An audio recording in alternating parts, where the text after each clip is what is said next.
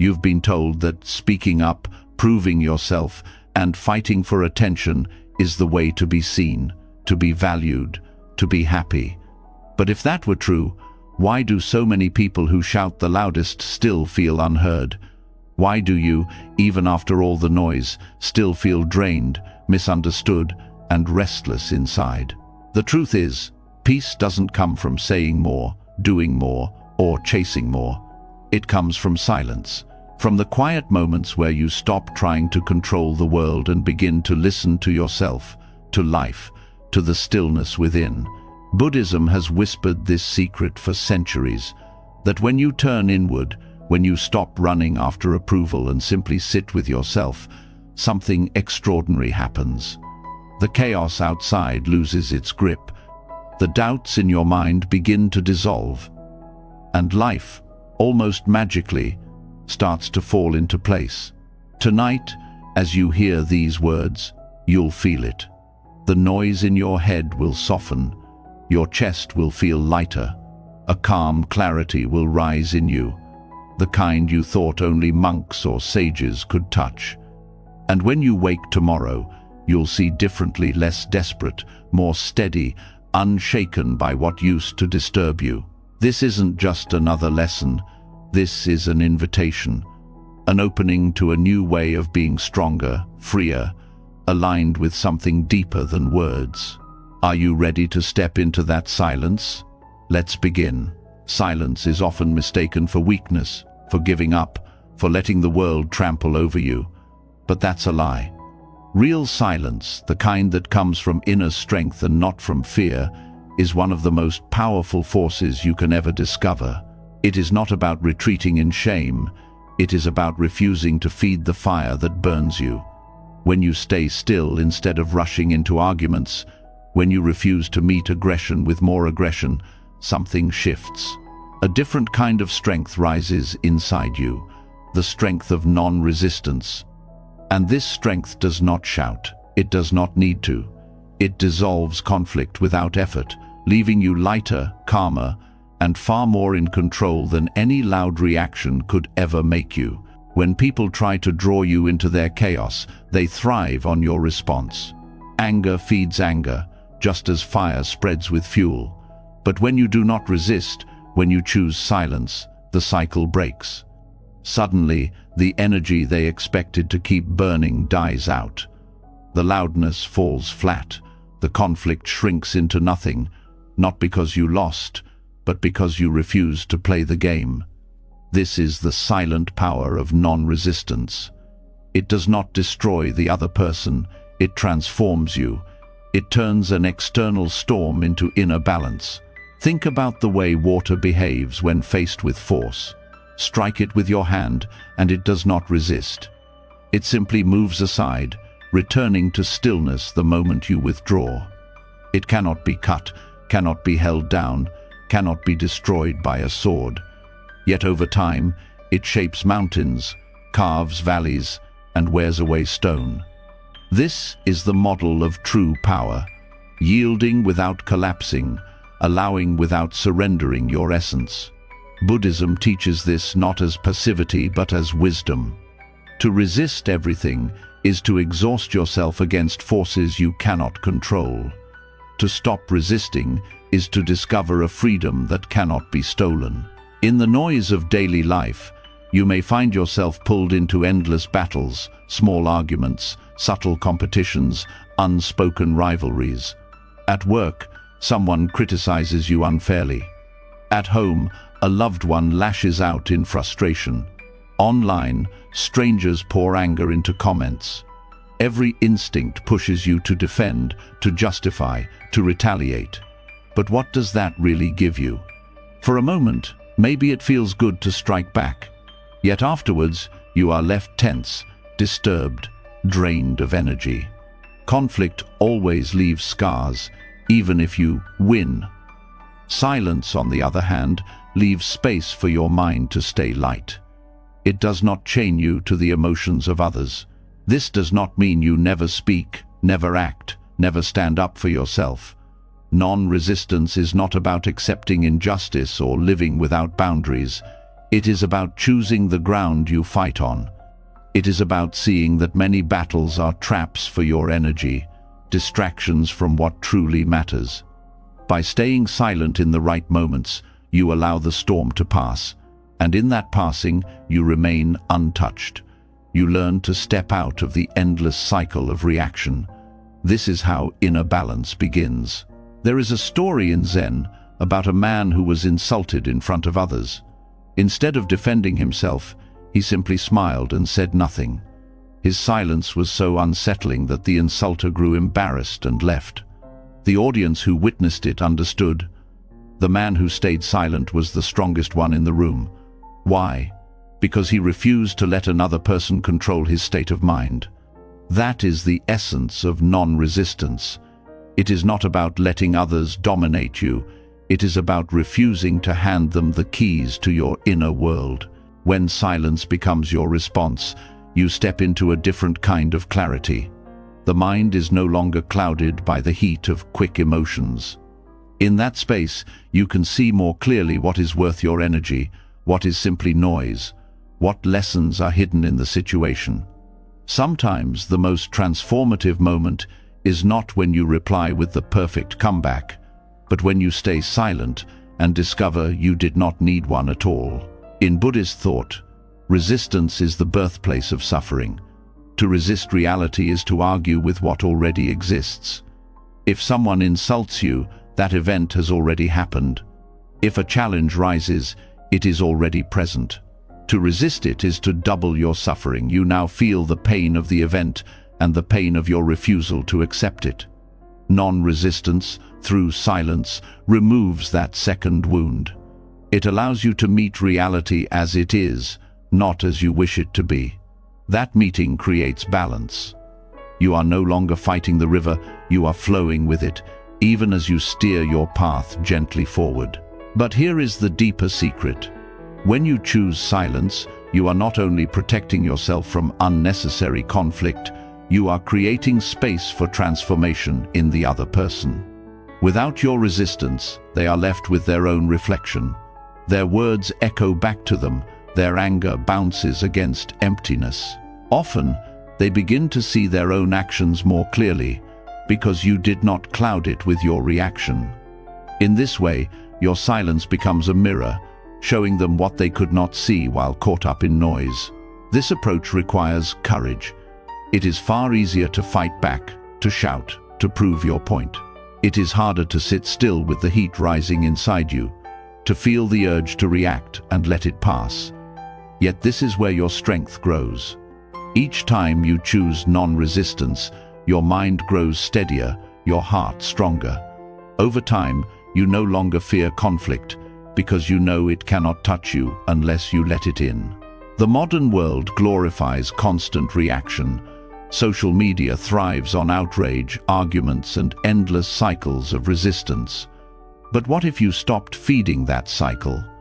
What if, instead of defending every opinion, you chose silence?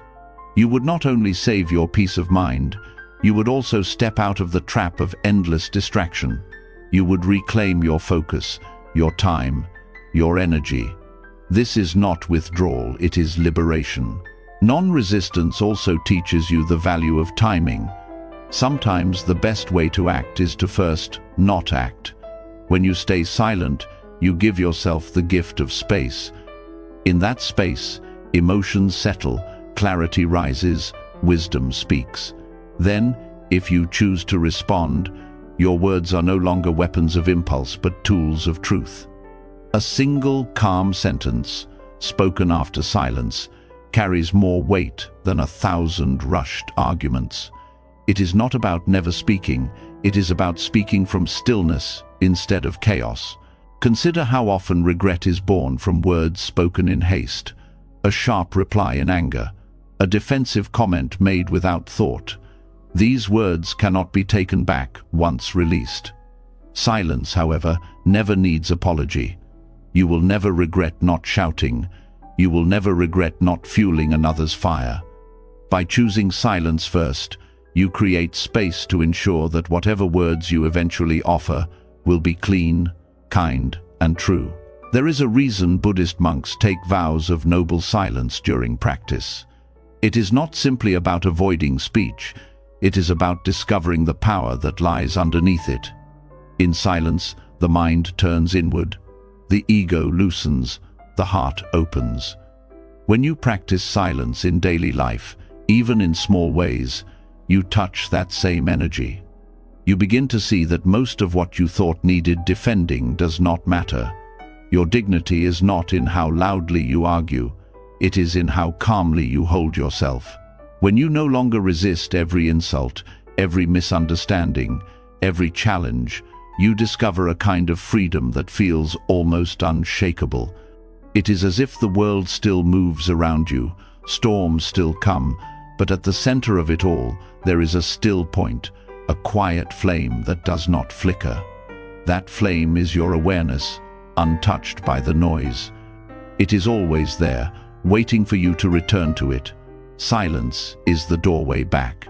And from that doorway, a new kind of life begins to unfold. A life where conflict no longer controls you. A life where peace is not something you chase outside, but something that grows naturally inside. A life where everything that once seemed urgent and loud begins to fall into place, simply because you stopped resisting and started listening. When you discover the quiet strength of non-resistance, you begin to notice something deeper rising inside you.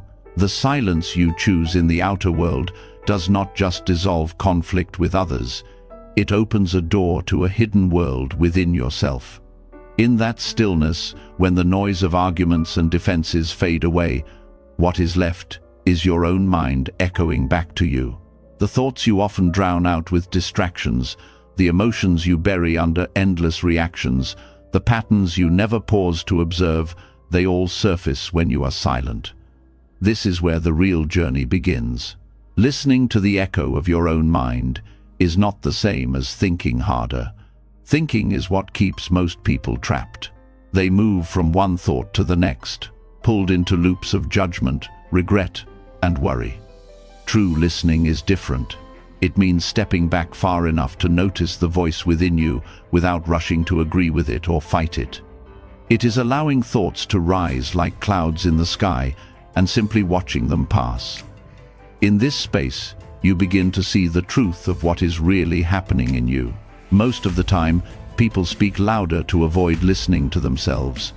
They fill their day with noise, constant conversations, endless scrolling, music playing without pause because silence feels uncomfortable. Yet that discomfort is not from silence itself, it is from the unspoken truths rising in the mind. Silence does not create those truths, it only reveals them. And here is the secret. What you fear hearing is often the exact thing you need to face to free yourself. When you start listening inwardly, you may first hear restlessness.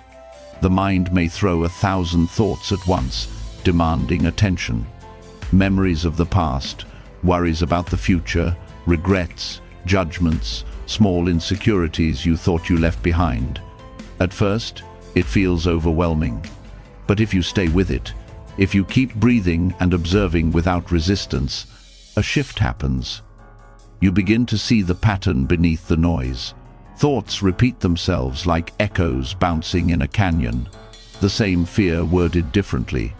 The same insecurity showing up in multiple forms. The same old story replaying again and again. In Buddhist practice, this recognition is liberation. You begin to realize that your thoughts are not truth. They are patterns. They are echoes. They rise and fall, loud one moment, gone the next. The suffering comes not from the thought itself, but from clinging to it, resisting it, or mistaking it as who you are.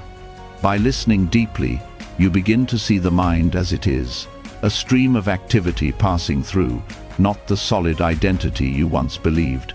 This kind of listening takes courage, because silence can expose the very things you try hardest to avoid.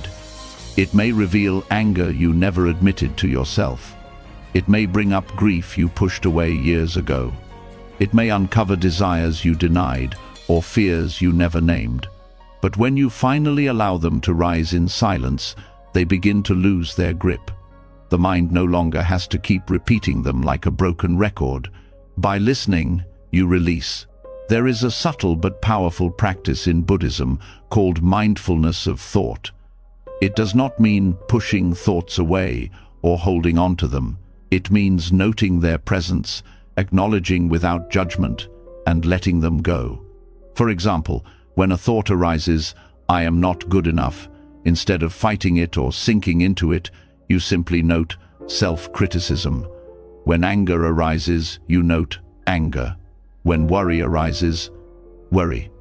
This simple labeling creates space between you and the thought. You are no longer the prisoner of it. You are the witness, and the witness is always free. In this space of inner listening, another truth becomes clear. Much of what you carry in your mind is not even your own voice. Family, culture, society, media, layer after layer of conditioning lives in your thoughts. The doubts you feel may not come from your true self, but from years of repetition by others. The insecurities may be echoes of words someone once spoke to you. The pressure may be echoes of expectations you never chose. By listening closely, you can begin to separate what is truly yours from what has been planted in you. The silence reveals these voices not to punish you, but to set you free. When you hear them clearly, you can question them. Is this belief really mine? Does this story serve me? Do I need to keep carrying this thought? Most people live their entire lives without asking these questions because they are too busy running from silence. But if you stay, if you keep listening, the answers start to rise naturally. And with those answers comes a freedom that no one can give you from the outside. Silence is not empty, it is full of truth. When you stop speaking and simply observe, you begin to notice the subtler movements of the mind, the tiny judgments you pass without realizing, the way your thoughts race ahead while your body stays in the present, the way you rehearse conversations that have not happened or replay arguments long gone. All of this is revealed in silence. And once you see it, you cannot unsee it. This awareness is the beginning of wisdom. Listening to your own mind also shows you how restless it really is. Many people believe they are calm until they sit in silence. Then they realize how quickly the mind jumps, how unwilling it is to stay still. This realization is humbling, but it is also powerful. Because once you see the restlessness, you can begin to train it. You can gently bring it back to the breath, to the present, to awareness. And slowly, like a wild horse being tamed, the mind begins to settle. The echo of your thoughts is not always negative. In silence, you also begin to hear creativity that was drowned out before. Ideas surface that you never noticed in the noise. Intuitions become clearer. Insights that felt blocked suddenly open. Silence is the soil where new growth happens because it gives your inner voice space to breathe. This is why many great thinkers, writers, and spiritual teachers valued solitude, not to escape the world, but to hear more deeply. There is a phrase in Zen, "Silence is the language of truth." Words can twist, justify, argue, and hide, but silence reveals. In silence, your mind shows you what it has been hiding beneath the surface. And when you are willing to look, you gain a power that cannot be shaken by others. You are no longer afraid of your own thoughts. You know them, you face them, you understand them. Over time, this practice changes your entire relationship with yourself. Instead of fearing silence, you begin to crave it. Instead of running from your mind, you turn toward it. And in doing so, you begin to discover layers of yourself that had always been waiting beneath the noise. Not the reactive, restless self that clings to every passing thought, but the deeper awareness that watches silently, patiently, without judgment. That awareness is who you truly are. When you learn to listen inwardly, the outer world also changes. You stop being so easily triggered by others. because you understand the echoes in your own mind. You see anger not as truth but as a passing storm. You see fear not as reality but as an echo of the past. And this same compassion you give yourself extends outward. When you hear the echoes in your own mind, you begin to hear the echoes in others. You realize they too are trapped in loops of thought, in patterns they may not see, and instead of reacting to them with judgment, you respond with patience because you understand the struggle from within. Listening to the echo of your own mind is one of the most profound gifts silence can offer. It is not easy because it strips away the distractions and excuses. It forces you to face yourself fully, but it is through this honesty that you become free. Free from illusions, free from stories that no longer serve you, free from the constant noise that keeps so many restless. And once you have touched this freedom, you see that silence is not the absence of sound, it is the presence of truth. It is the space where you finally hear what has always been there, waiting for you to listen. And in that listening, the restless mind begins to soften, the weight begins to lift, and the clarity you have been chasing outside reveals itself within. As the echoes of the mind grow clearer in silence, something deeper begins to unfold. When you start to notice thoughts as patterns and not as truth, a new question naturally rises. If I can watch these thoughts come and go, then who is the I that is watching? This is where stillness takes you beyond self-reflection and into a far greater discovery, the slow dissolving of the ego. The silence you practice does not just calm the mind, it begins to dismantle the very illusion of identity that has kept you trapped in cycles of pride, fear, and suffering. The ego thrives on noise. It survives through constant reinforcement labels, achievements, comparisons, stories you repeat about yourself. In silence, these props begin to fade. When there is no audience to impress, no argument to win, no performance to uphold, the sense of I loses its usual grip. You begin to see that what you called me is not a solid thing at all.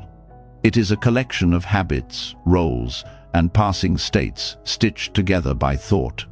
The quieter you become, the more this illusion is exposed.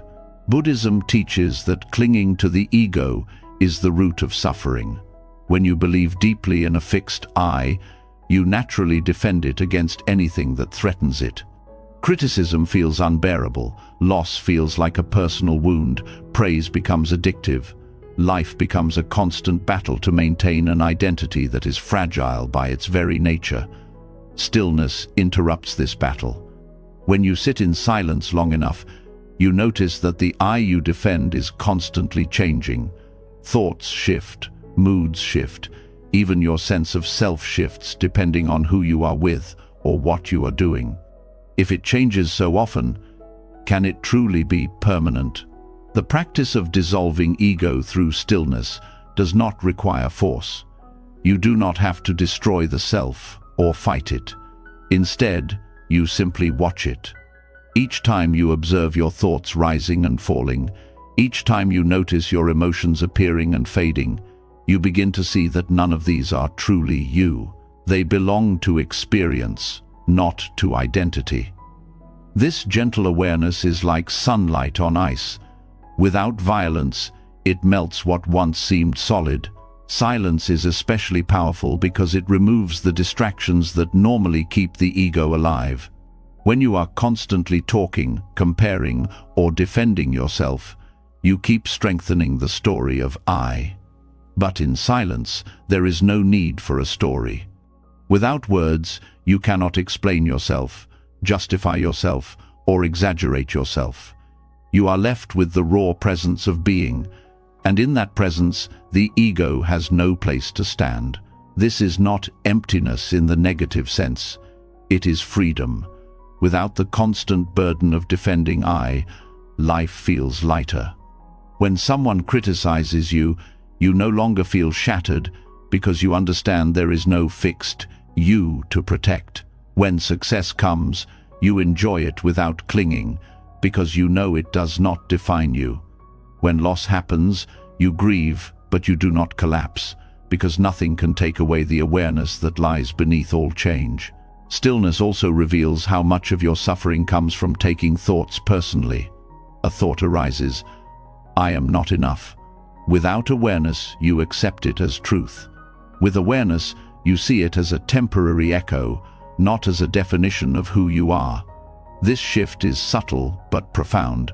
It is the difference between drowning in the river and standing safely on the bank, watching the water flow. The dissolution of ego is not about erasing individuality.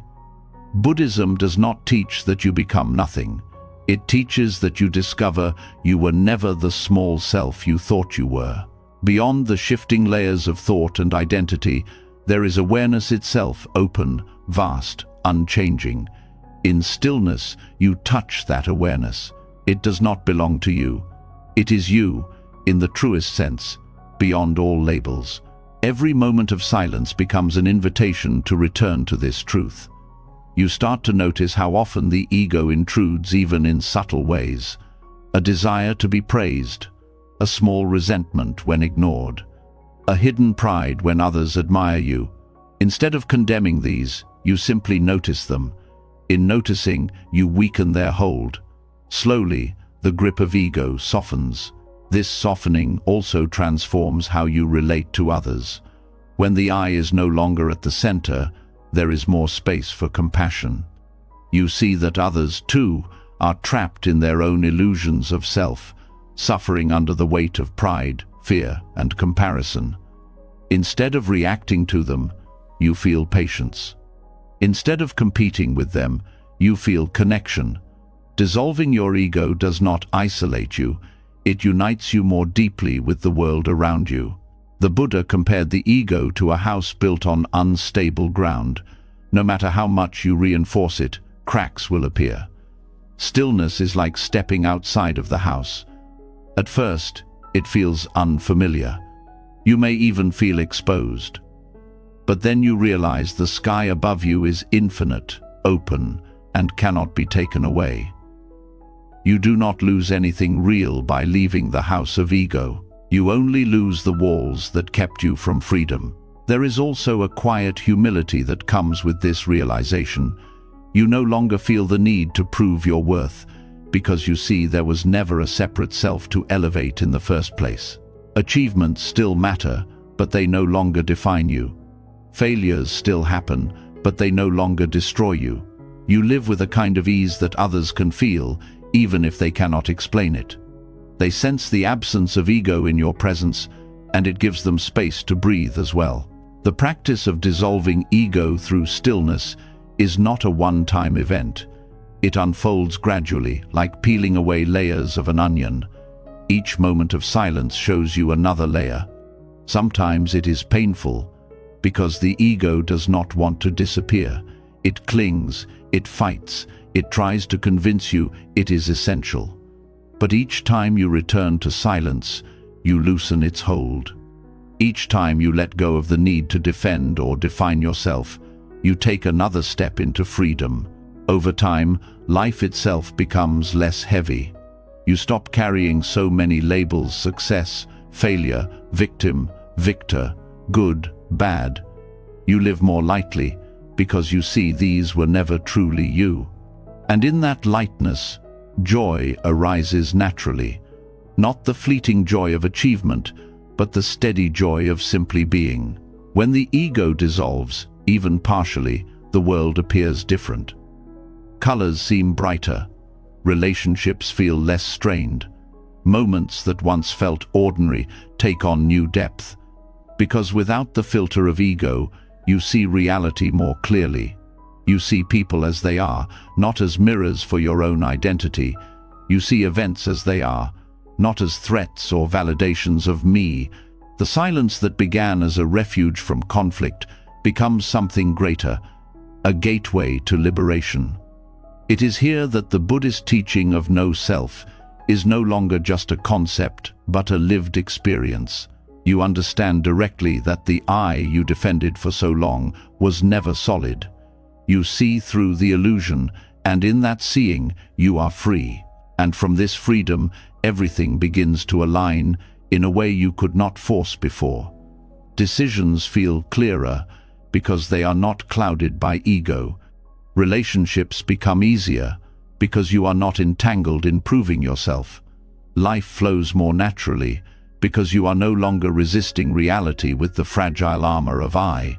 This is the gift of silence and stillness, not just peace, but the unraveling of the illusion that caused suffering in the first place. To sit quietly and turn inward is not to withdraw from life. It is to step into life more fully, without the distortion of ego. And when that happens, what once felt heavy becomes light, what once felt confusing becomes clear, and what once felt empty becomes complete. When the illusion of ego begins to fade through stillness, something even more profound comes into view. Without the constant noise of defending or proving yourself, silence becomes like a clear lake, reflecting everything back without distortion. In this clarity, you start to see not only your thoughts and emotions, but also the hidden consequences of the choices you've made. Every action, every word, every intention leaves behind a trace. In silence, those traces surface, showing you the fruits of your past more vividly than any spoken confession ever could. This is where silence reveals itself as a mirror of karma.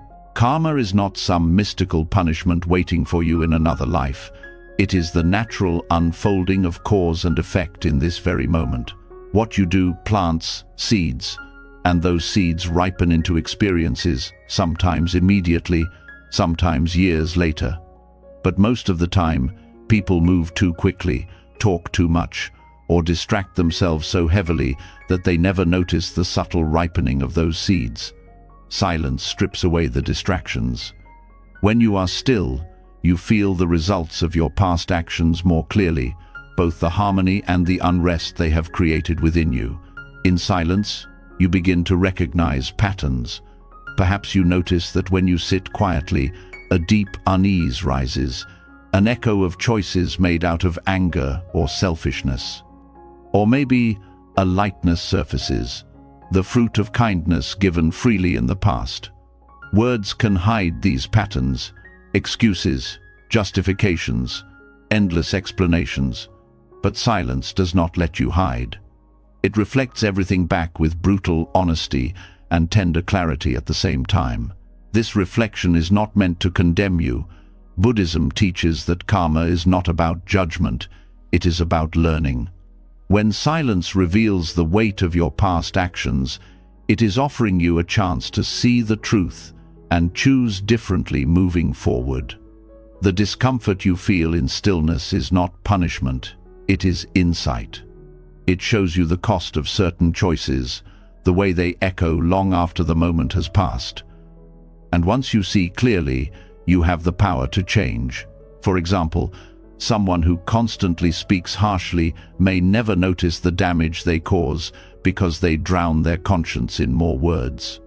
But when they practice silence, the mirror shows them the tension in their body, the restlessness in their mind, the subtle guilt that had been buried.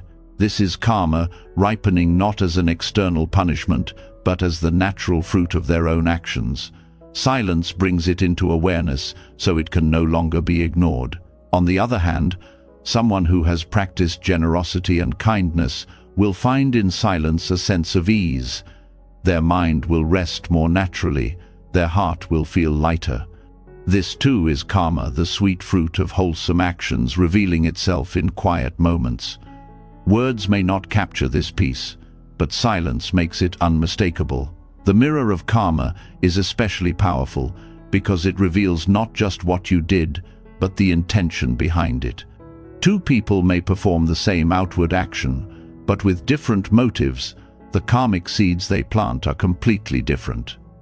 In silence, you begin to notice the subtle intentions behind your choices. Were you giving to be seen as good, or to genuinely help? Were you speaking to uplift or to control? These subtleties are often missed in the rush of daily life, but silence makes them visible. Stillness also reveals how karma is not only individual, but also collective. When you sit quietly, you may notice how much of your restlessness is inherited patterns from family, culture, or community. Actions ripple across relationships and generations. The unspoken energy in a room carries the weight of countless past actions. Silence tunes you into these ripples. You begin to feel how deeply interconnected your life is with others, how no choice is truly isolated. This awareness transforms the way you live. When you see that every action leaves an imprint, you begin to choose more carefully. When silence shows you the fruits of anger, you hesitate before planting another seed of it. When silence reveals the peace that comes from kindness, you are inspired to nurture it more. Silence does not just reflect karma. It becomes the ground where wisdom grows, where you learn to act in ways that create harmony rather than suffering. The mirror of karma also humbles you. In daily life, it is easy to believe you can control appearances, that you can shape how others see you through words and gestures. But in silence, none of that matters. What rises within you is beyond performance. The unease, the peace, the restlessness, the clarity, they all reflect the truth of how you have lived, not the mask you have worn. This realization can be sobering, but it is also freeing. You no longer waste energy on appearances. You focus instead on genuine transformation, knowing that karma is written not in words but in the fabric of your being. Buddhist teachings often speak of mindfulness as the key to breaking the cycle of karma. By being fully present in your actions, you stop planting seeds blindly. Silence sharpens this mindfulness. It forces you to slow down, to feel the weight of your choices, to see clearly the direction they lead. Over time, you become less reactive, less careless, more intentional. And with intention comes freedom, the freedom to plant seeds of peace instead of suffering. One of the most striking things silence teaches about karma is impermanence. No matter how heavy the consequences of your past actions feel, they are not permanent. Karma ripens, it passes, it changes. Silence allows you to witness this process in real time. A painful memory may arise, bringing discomfort, but if you stay still, you notice it eventually fades. A joyful memory may bring warmth, but it too passes. The mirror shows you not only the results of your past, but also their impermanence, teaching you not to cling or despair. In this way, silence becomes both a teacher and a healer. It shows you the wounds left by past actions, but it also shows you they can heal. It shows you the pain of unskillful choices, but it also gives you the clarity to choose differently now. Each moment of silence is an opportunity to shift your karma, to plant new seeds with awareness instead of blindness. Over time, this practice reshapes your entire relationship with life. You stop seeing karma as something abstract or far away. You see it unfolding in your own body, mind, and relationships every day. The tension you feel is karma. The peace you feel is karma. The opportunities that open or close are karma. And by being silent enough to notice, you learn to live with greater care and wisdom. What makes silence such a powerful mirror is its honesty. Words can be twisted, stories can be rewritten, but the way you feel when you sit quietly cannot be faked. It is the direct reflection of how you have lived. Some days that reflection will be difficult to face. Other days it will be luminous. Both are necessary because both teach you. When you embrace silence as a mirror of karma, you stop fearing the truth of yourself. You understand that everything you see is simply cause and effect, and that each moment gives you a chance to plant something new. This removes the heaviness of guilt and the arrogance of pride. It leaves you with something far more valuable, the clarity to live consciously, to act with awareness, and to trust that the seeds you plant today will shape a more peaceful tomorrow. And from this clarity, a deeper stillness begins to form. You no longer run from silence, because you know it is the place where truth reveals itself. You no longer run from karma because you see it not as punishment but as guidance. And as this understanding deepens, you begin to live with a balance that is unshaken by the past, unburdened by fear, and open to the freedom that silence continually offers. When silence becomes a mirror of karma, the truth of your past unfolds before you with clarity. You see how each choice has left an imprint, how every intention carries weight, how nothing disappears without consequence. This awareness is not meant to burden you, but to awaken you, to show you that the same law of cause and effect that shaped your restlessness can also shape your freedom. And it is here that presence reveals its secret power, the ability to turn agitation into calm, to refine anxiety into balance. What feels heavy and restless can be transformed, not by escaping it, not by resisting it, but by meeting it fully in awareness. This is the alchemy of presence. Restlessness is one of the most common experiences in the modern mind. The constant pull of distractions, the endless stream of demands, the lingering unease of unresolved emotions, all create a background noise that never seems to stop. For many, silence feels unbearable at first because it exposes this restlessness. But Buddhism teaches that this exposure is a gift, not a curse. The very act of noticing your agitation is the first step in transforming it. What you bring into awareness begins to shift, while what you ignore only grows stronger.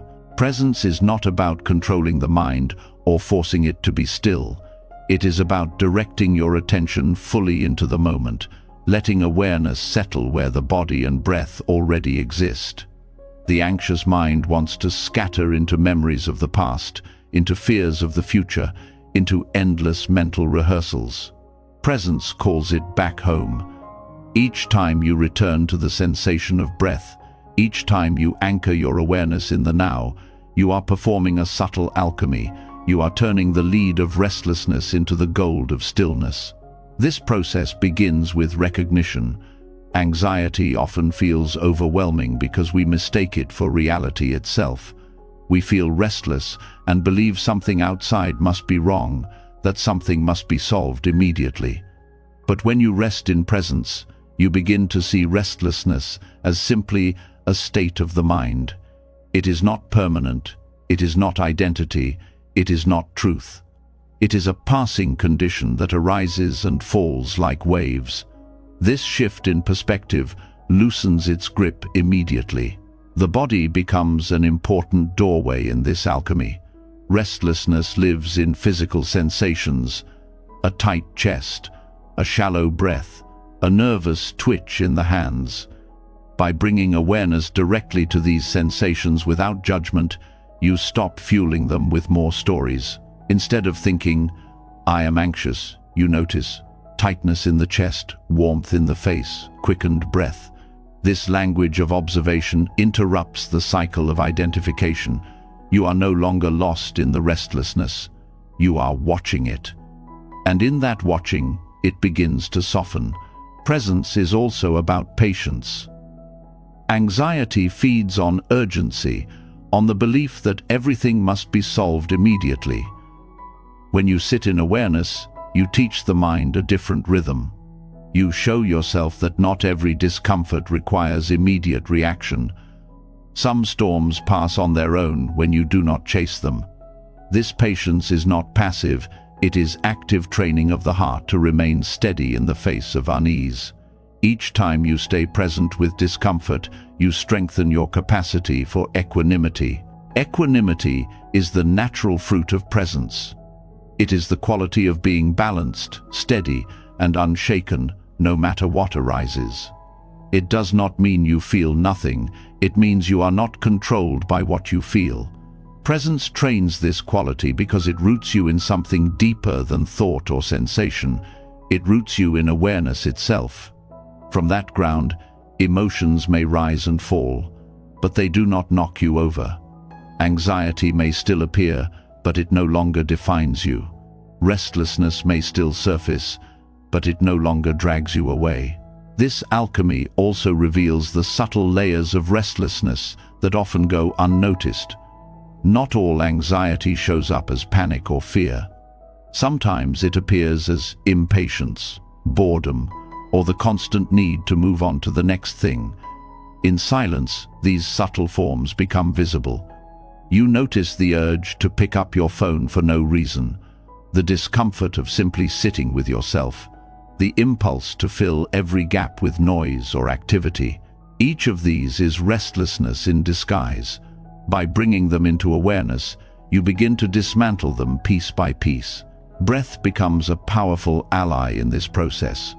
Unlike thoughts, the breath is always here, always moving, always offering a rhythm that connects body and mind. When restlessness arises, returning to the breath is like returning to a stable anchor in the middle of a storm. You do not need to control it, only observe it rising, falling, expanding, softening. As the breath steadies, the mind often follows. Presence through breath is one of the simplest yet most profound ways to transmute anxiety into calm. The practice of presence also challenges the habit of escape. Many people cope with restlessness by running from it through distraction, consumption, or constant activity. But escape never resolves the root, it only postpones it.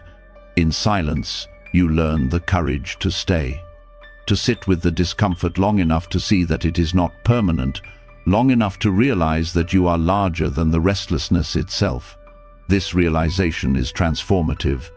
It shifts you from being a victim of anxiety to being a witness of it, and eventually, a master over it. Stillness does not mean the absence of movement, but the presence of balance. A lake can hold ripples, and yet remain still in its essence. In the same way, your mind can hold passing thoughts and emotions while your awareness remains steady beneath them. This is the essence of equanimity, an inner stillness that is not destroyed by the activity of life. And it is cultivated not through escape, but through full presence. Over time, this practice begins to change your daily life in subtle but powerful ways. The conversations that once left you anxious no longer disturb you as deeply. The tasks that once felt overwhelming become manageable because you meet them one moment at a time instead of drowning in the weight of them all at once. The future that once filled you with fear loses its grip because you no longer live in it. You live here, now, where fear has no fuel. Presence also deepens your connection with others. Anxiety often creates a wall between you and the people around you, pulling you into your own racing mind. But when you are present, you listen more deeply. You see others more clearly. You respond with patience rather than reactivity. This shift not only transforms your own restlessness, but also softens the restlessness in those around you. Presence is contagious. Your calm becomes a quiet invitation for others to settle as well. The alchemy of presence is not dramatic or loud. It works slowly, like a gentle flame that transforms metal into something new. Each moment you return to awareness, you are reshaping your relationship with the mind. Each time you choose to stay rather than escape, you are transmuting anxiety into equanimity. Over days, months, and years, this transformation becomes profound. The restless person you once were fades, replaced by a steadiness that feels unshakable. This is why stillness is not passive, but deeply active. It is the work of refining the mind, of training the heart, of cultivating the kind of presence that transforms every experience. Restlessness is not an enemy, it is raw material. Anxiety is not a curse, it is the substance that, when met with awareness, becomes the foundation for equanimity. The alchemy is already within you.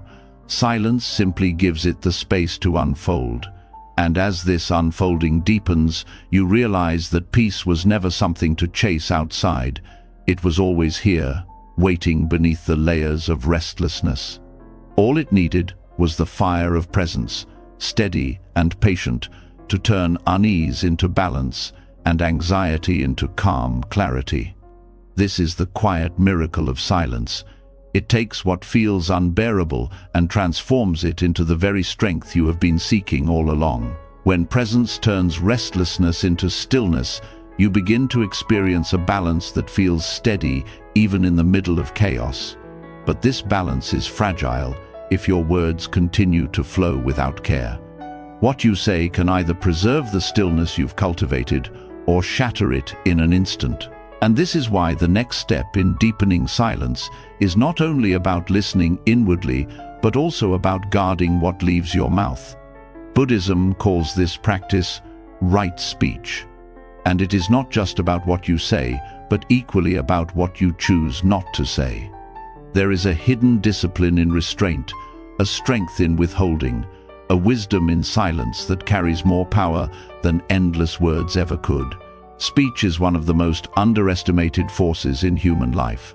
Words can heal, but they can also wound so deeply that the scars last a lifetime.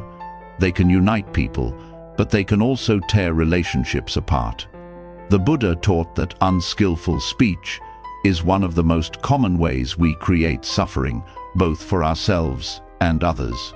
Gossip, lies, harsh words, careless chatter, all of these plant seeds that eventually ripen into unrest. And often, we do not even realize the weight of our words until silence confronts us with their echoes. The discipline of speech restraint is not about never speaking. It is about understanding the cost of every word and learning to release only those that are necessary, kind, and true. Most people speak to fill silence, to defend themselves, or to assert their ego. But when you are rooted in stillness, you no longer need constant words to feel secure. You begin to see that many conversations serve only to drain energy or create conflict. By choosing silence in those moments, you preserve both your peace and the dignity of others. There is a power in withholding that few understand until they practice it, to hear criticism and not immediately respond, to listen to gossip and not pass it on, to witness conflict and not add more fuel with your own words.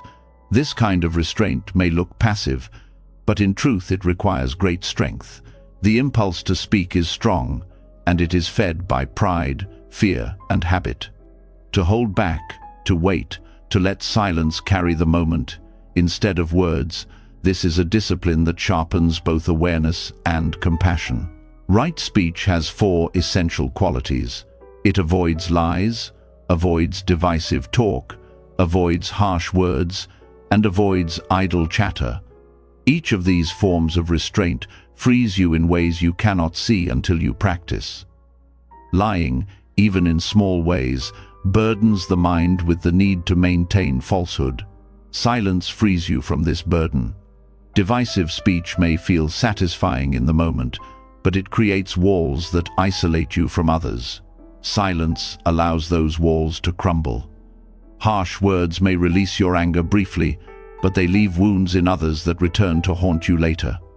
Silence preserves dignity, and idle chatter, though seemingly harmless, scatters the mind and weakens presence. Silence strengthens it. The deeper you go into silence, the more sensitive you become to the energy behind speech. You start to feel how words can be heavy or light, sharp or soft, nourishing or toxic. You begin to see that speech is not neutral, it always carries intention. When the intention is ego-driven, words carry restlessness with them.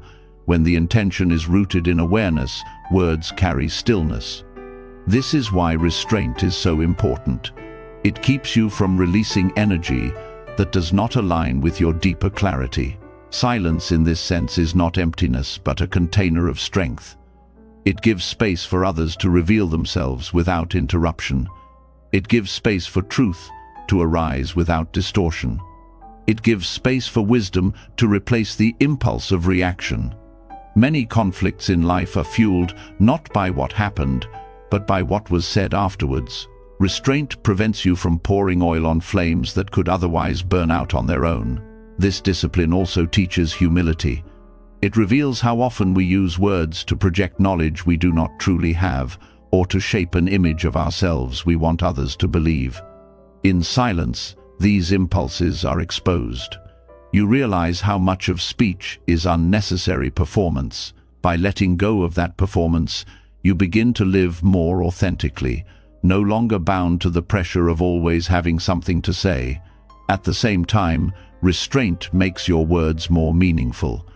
When you do speak, people listen more deeply because they sense the weight of your silence behind your speech.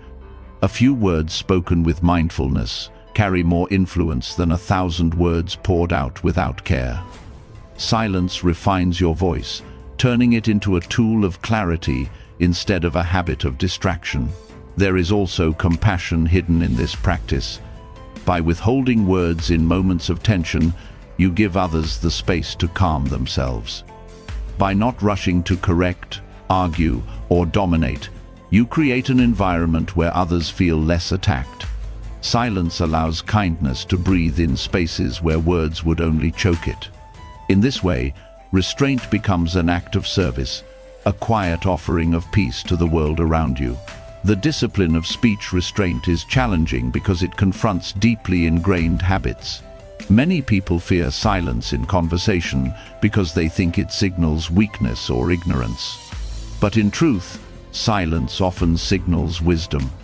It shows that you are not controlled by impulse, that you are comfortable resting in presence without needing to assert yourself. Over time, this changes not only how others see you, but how you see yourself. You no longer define your worth by how much you speak, but by the quality of awareness you bring to each moment. The Buddha himself often taught through silence. When asked questions that came from ignorance or malice, he would remain quiet. That silence was not avoidance, but teaching, showing that not every question deserves an answer, not every challenge deserves a defense. Sometimes the greatest lesson you can give is to let words dissolve into stillness, forcing the listener to face themselves. Practicing restraint does not mean you retreat from life. It means you participate more wisely. You speak when it serves truth, when it uplifts, when it clarifies, when it is necessary. And when it does not, you allow silence to be the answer. Over time, this shapes a new rhythm of living. Conversations become lighter, relationships become deeper, conflicts become fewer, because the energy you release into the world through words is aligned with awareness, not with ego. This hidden discipline is a form of freedom. Without it, you are bound by every impulse to speak, every urge to respond, every habit of filling space with sound. With it, you are free to choose. Free to preserve your peace, free to let silence speak when words would only harm, free to shape speech into something sacred rather than careless. As you live more deeply in this way, you begin to understand why Buddhism places so much emphasis on right speech. It is not just about morality, it is about liberation. Each restrained word is a moment of release from ego. Each silence is a return to presence. Each careful choice of speech is a seed of clarity that shapes the karma of your future. And in this way, speech restraint becomes not just discipline, but wisdom in action, a bridge between silence and truth that allows you to live with balance, compassion, and dignity. When the discipline of speech restraint begins to take root, a new clarity unfolds. You begin to see how much harm can be prevented by holding back words that do not serve truth or kindness. But silence is not only about what you withhold from the world, it is also about what you cultivate within yourself. The stillness you protect in your own mind becomes more than personal relief. It becomes a gift to others. This is where the deeper lesson reveals itself. That focusing on yourself, tending to your own inner state, is not selfishness, but compassion in its highest form. Most people are taught to place others first, to sacrifice endlessly, to pour themselves out until nothing is left. While generosity is noble, without inner balance, it often turns into resentment, exhaustion, or subtle forms of control. Buddhism teaches that true compassion begins at home, within the quiet tending of one's own mind. When your inner world is clouded with anger, fear, or endless agitation, what you give to others carries that same energy. But when your inner world is calm, steady, and rooted in silence, your presence itself becomes medicine for those around you. The mind is not an isolated organ. It radiates into every interaction, every conversation, every relationship. Walk into a room full of tension, and you will feel it immediately, even if no one speaks. This is the silent exchange of energy that takes place between people. If your own mind is restless, you add restlessness to the collective. If your mind is steady, you add steadiness. In this sense, working on your inner state is one of the greatest contributions you can make to the world. Silence becomes compassion when it stops you from adding more noise to a noisy world. Each moment you choose to return inward rather than spill your unprocessed emotions outward, you reduce the burden of suffering around you. It may not look dramatic from the outside, no speeches, no heroic gestures, but its impact is profound. A calm person in the midst of conflict stabilizes everyone nearby. A peaceful presence can lower the tension of an entire room without saying a word. This is why tending to your own silence is not withdrawal but service. It prevents harm before it begins. It turns you into a mirror where others can see their own agitation reflected more clearly. And often, without you saying anything, your steadiness invites them to soften as well. This is compassion in its purest form, helping others not through force or control but through the quiet influence of your own being. Caring for your own mind also ensures that the compassion you offer is sustainable. Without inner work, acts of service often carry hidden motives, seeking approval, avoiding guilt, proving worth. Over time, this drains both you and those you try to help. But when your mind is clear and your heart is balanced, your compassion flows naturally, without demand, without needing anything in return. It becomes as effortless as breathing, because it rises from a place of fullness rather than lack. The Buddha often compared the mind to a garden. If you neglect it, weeds of anger, greed, and delusion grow wild, choking everything. If you tend it carefully, seeds of kindness, patience, and wisdom flourish. To focus on yourself is to garden your own mind, to create fertile soil where wholesome qualities can grow. And just as a well-kept garden nourishes not only the gardener, but also anyone who visits, a well-tended mind nourishes everyone it touches. This practice is not about shutting yourself off from the world, but about refining what you bring into it.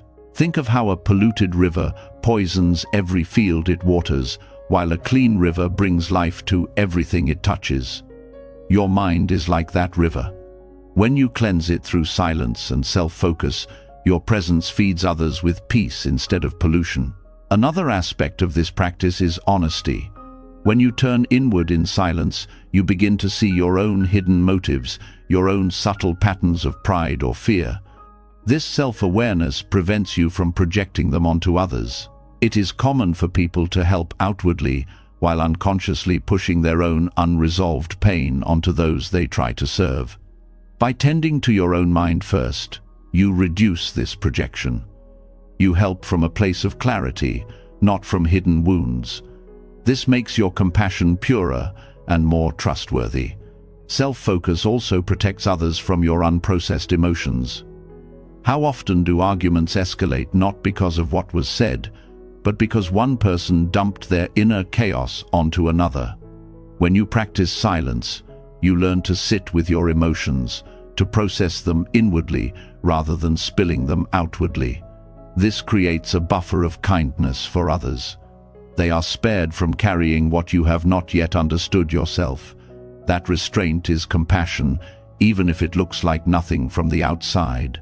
Tending to your own mind is also the most effective way to teach. Words alone rarely convince others to change. People learn more from the energy you embody than from the advice you give. A person who speaks of peace but radiates restlessness will not inspire anyone. A person who says little but radiates calm can change lives without effort. When you embody the silence you cultivate, you become a living example. This is teaching through presence, which often carries more weight than teaching through speech.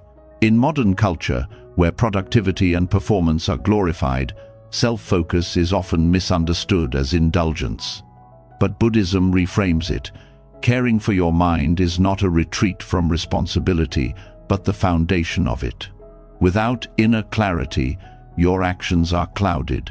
With inner clarity, your actions become aligned with wisdom. The more you stabilize yourself, the more you are able to act skillfully in the world, whether as a parent, a partner, a leader, or a friend. The ripple effect of inner silence cannot be overstated. A calm parent raises children in an atmosphere of safety instead of fear. A balanced leader makes decisions that avoid unnecessary harm. A peaceful individual in a community diffuses conflict simply by being present. None of these require dramatic speeches or constant action. They require inner tending, the steady work of self-focus that creates outer harmony. At its core, self-focus is compassion because it acknowledges interdependence. You are not separate from the world, you are part of it. Your inner state contributes to the collective energy, just as every drop contributes to the ocean. By calming your drop, you calm the ocean. By purifying your drop, you purify the ocean. What you do inwardly is never just for you. Silence teaches this truth in the simplest way. When you sit in stillness, you realize that your mind does not exist in isolation. The energy within you resonates outward. Others feel it, even without words. The more you cultivate silence, the more you contribute to a world that is desperate for calm, clarity, and compassion. So tending to your own mind is not selfishness, it is service. It is the quiet, unseen work that prevents harm, nourishes peace, and allows compassion to flow naturally into every corner of your life. And when enough individuals choose this path, the collective energy shifts. The world becomes less restless, less hostile, more balanced, because its people have chosen to start with themselves. When you begin to understand that self-focus is an act of compassion, a quiet service that radiates peace into the lives of others, a new truth becomes unavoidable. The world you live in is not built to support that silence. Everywhere you turn there is noise, voices competing for attention, devices demanding your time, information flooding your senses from every angle. This culture of distraction does not encourage stillness, it resists it. And so, when you choose silence in such a world, you are not merely stepping away from noise, you are rebelling against an entire system designed to keep you restless. Noise is not just sound, it is the endless barrage of stimulation that keeps you running without pause. The scrolling of screens, the constant buzz of notifications, the chatter of advertisements, the pressure to always respond and perform. The modern environment thrives on pulling your attention outward until nothing is left for your inner life. In this context, choosing silence is not passive, it is a radical act. It is saying no to a culture that profits from your distraction and yes to a life where your attention belongs to you again. Silence disrupts the cycle of consumption. In stillness, you are not feeding the endless appetite of media, not buying into the constant push of comparison, not fueling the machinery of distraction. You step out of the game entirely, and in doing so, you reclaim something priceless, your autonomy. The greatest rebellion in a world that wants you distracted is to be fully present, fully aware, fully in control of your own mind. This rebellion is subtle but powerful. It does not require marching in the streets or shouting slogans. It happens in the quiet moments when you turn off the noise and sit with yourself. It happens when you resist the urge to check your phone for the 100th time and instead notice your breath. It happens when you walk without earbuds, eat without screens, listen without planning your reply. Each of these choices is an act of liberation from a culture that wants to colonize your attention. The cost of noise is rarely acknowledged, but silence makes it undeniable. Constant distraction fragments the mind, leaving you restless, anxious, and disconnected from yourself. Silence reveals this fragmentation with startling clarity. At first, the quiet may feel unbearable, because you finally hear the inner chaos that noise has been covering. But in staying with it, you begin to reclaim the wholeness you had forgotten. This reclamation is radical because it undermines the very forces that thrive on your disconnection. To be silent in a noisy world is to refuse conformity. The culture around you equates loudness with strength, constant expression with relevance, and endless stimulation with success. But silence rejects these illusions.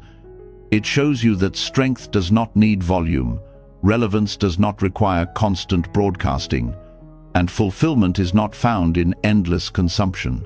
By living these truths, you challenge the foundations of a society built on distraction. Silence is also rebellion because it cannot be commodified.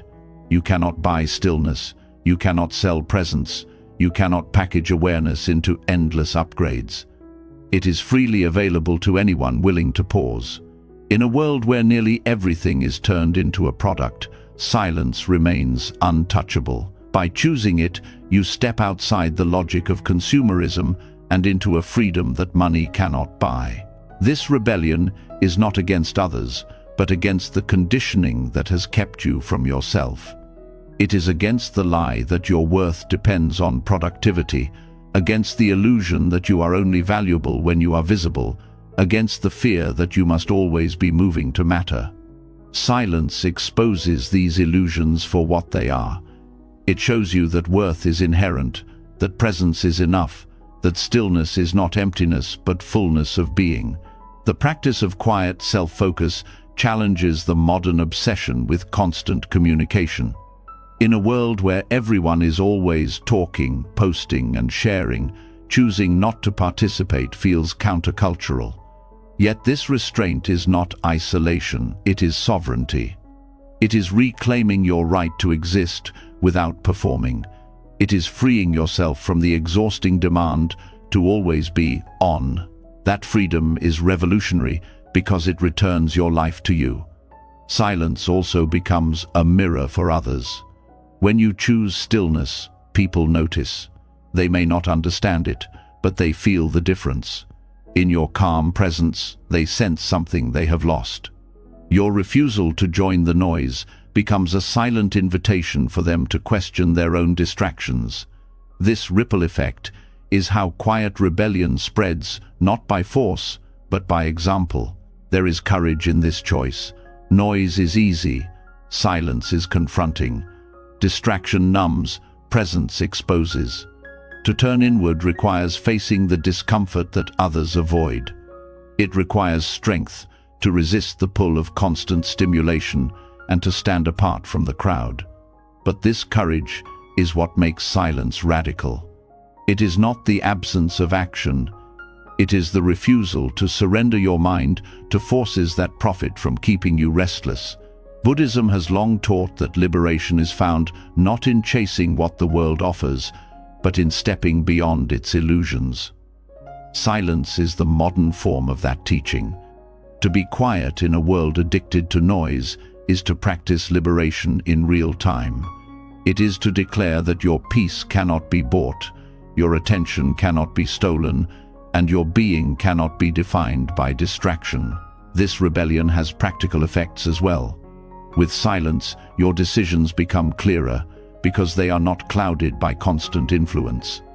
Your relationships become deeper because you are truly present rather than half distracted. Your creativity flourishes because space replaces clutter. These are not small changes, they are transformative shifts that ripple outward into every part of your life. In the end, silence is rebellion because it is freedom. It frees you from the compulsion to react, from the hunger for validation, from the endless noise that tries to tell you who you are. It returns you to yourself, and in doing so, It makes you ungovernable by distraction. The world may keep shouting, but your stillness stands as proof that there is another way to live, one that is not bound by noise, but liberated by silence. When silence becomes rebellion in a noisy world, you realize that your greatest act of freedom is not in shouting louder, but in refusing to be pulled into the endless performance of urgency. This realization naturally leads to a deeper question. If noise and constant striving are distractions, then what remains when you let them fall away? The answer is startling in its simplicity: doing nothing. Not the laziness the world warns against, not neglect of life's responsibilities, but a profound practice that Zen calls the art of simply being.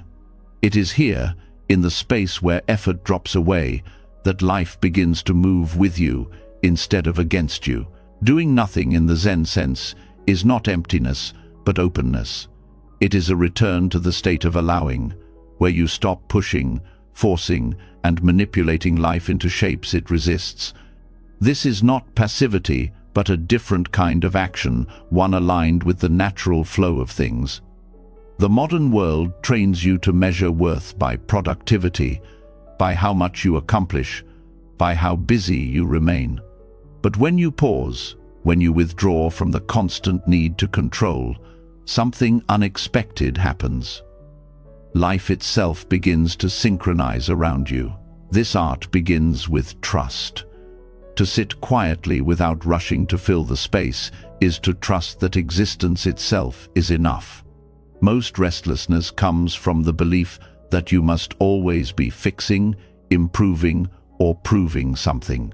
Doing nothing dissolves this illusion. When you let yourself rest fully in the present, without demanding it be different, you discover that the moment is already complete. This shift is not intellectual, it is experiential. The stillness itself reveals that peace does not need conditions. Zen teaches that the mind creates endless suffering by clinging to effort. The harder you try to force outcomes, the more you entangle yourself in frustration. Doing nothing is the antidote. It means stepping back, loosening your grip, and allowing what is already unfolding to show itself. The paradox is that by not pushing, life often moves more smoothly. Situations resolve themselves, opportunities appear, and clarity rises without strain. Synchronicity is born not from control but from alignment. One of the hidden truths of this practice is that effort often comes from fear. You work endlessly because you fear falling behind. You push conversations because you fear being misunderstood.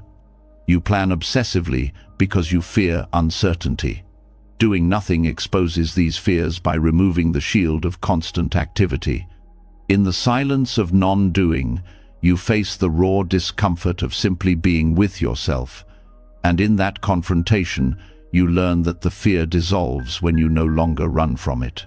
This does not mean abandoning responsibility. Zen is not about ignoring the practicalities of life. It is about shifting the source of your action. Instead of acting from fear, anxiety, or compulsion, you act from clarity. The pause of doing nothing creates space for wiser action to arise. When you stop rushing to fill the silence, your choices become more deliberate, more aligned with what truly matters. There is also a profound healing in this practice. The body and mind, constantly pushed and overextended, find restoration in stillness. Doing nothing is like allowing the soil to rest after harvest so it can regain its fertility. In modern life, rest is undervalued, even shamed. Yet without rest, there can be no renewal, no creativity, no balance. Zen reclaims this truth, showing that non-doing is not waste, but nourishment. The art of doing nothing also reveals how deeply you have been conditioned to identify with effort. Many people feel guilty when they pause, as if stillness is a failure. But in Zen, stillness is mastery. It is the recognition that life is not measured by constant movement, but by depth of presence. When you rest in non-doing, you see that worth does not come from activity, it comes from being. As you practice, synchronicities begin to appear. You notice that when you stop forcing outcomes, the right people, opportunities, and answers seem to arise naturally. This is not magic, but alignment. By quieting the restless mind and releasing the need to control, you become more attuned to the natural rhythms of life. You notice connections you would have missed, patterns that were always there but hidden by your rushing. Doing nothing makes you receptive, and receptivity invites synchronicity. This practice also changes how you see time. Effortful living makes you feel as if time is always running out, always chasing you.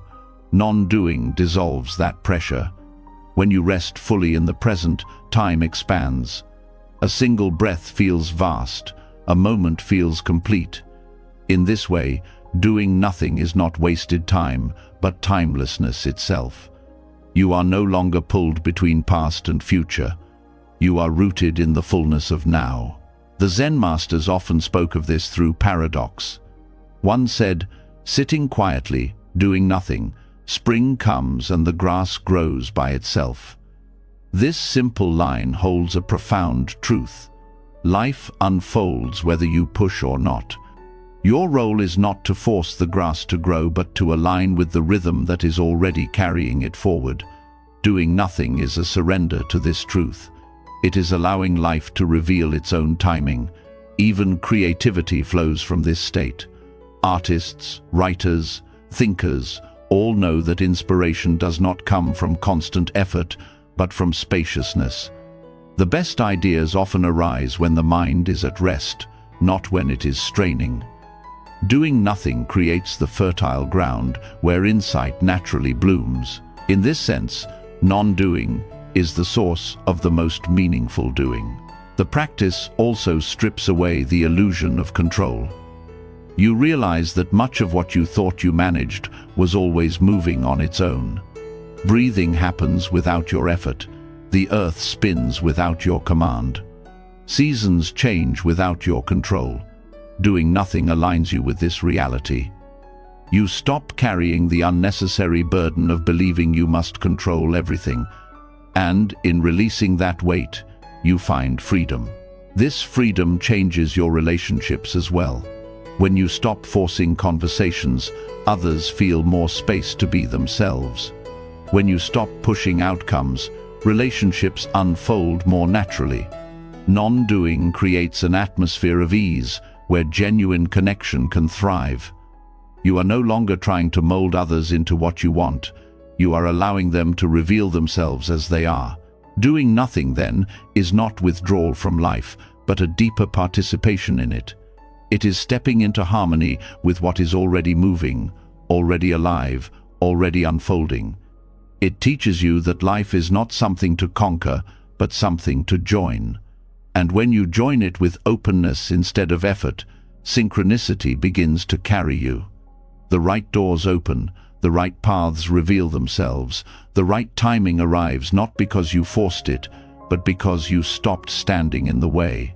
In the end, the art of doing nothing is one of the most radical practices of Zen, because it dismantles the very illusion the modern world clings to, that worth is earned only through effort. In truth, your worth is already complete.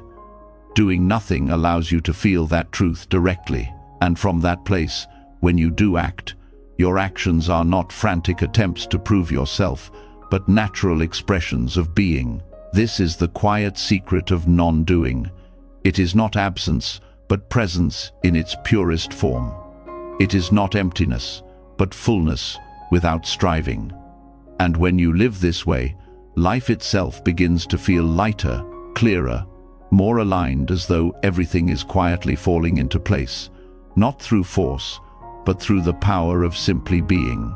When the Zen art of doing nothing takes root, you begin to see that letting go of effort does not mean life falls apart.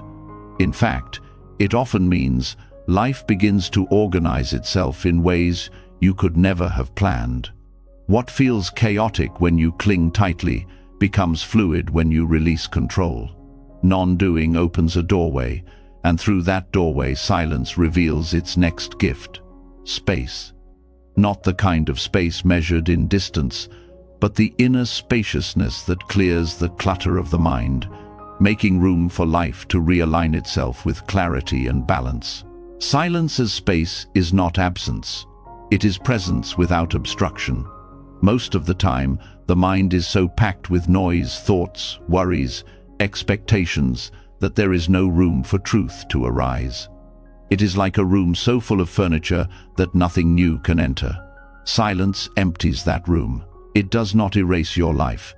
It simply clears enough space for life to breathe, to reorder itself, to show you what truly belongs and what does not. This inner spaciousness is where clarity is born. When the mind is crowded, decisions feel heavy and confusing. You overthink, you second-guess, you analyze endlessly. But when silence opens space within, clarity often arrives on its own, like sunlight streaming into an open field. It does not come because you forced it, but because you made room for it to appear. Many of the answers people spend years searching for arise naturally in stillness, once the mental clutter has been set aside. Space also invites balance. Life often feels overwhelming because everything seems urgent and pressing. Yet when you pause in silence, you begin to see the natural rhythm beneath the surface. What is truly important rises clearly, while what is unnecessary fades into the background. This ordering is not something you construct.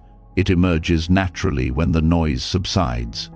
The spacious mind knows intuitively what to prioritize because it is no longer clouded by constant distraction. In Buddhism, this spaciousness is connected to the practice of letting go. The more tightly you hold to plans, identities, and outcomes, the more suffocated your mind becomes. Silence loosens your grip. It creates room for change, room for possibility, room for the unexpected. In this openness, life rearranges itself.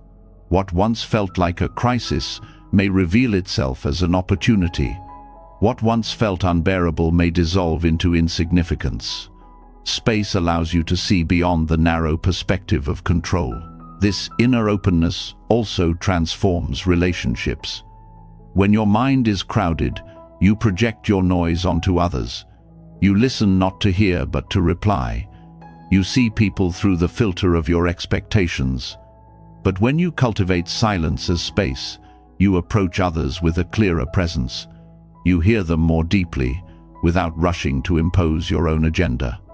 This creates a sense of safety, allowing genuine connection to flourish. In this way, your inner spaciousness becomes a gift that reshapes the outer world. Spaciousness also reveals how little needs to be forced.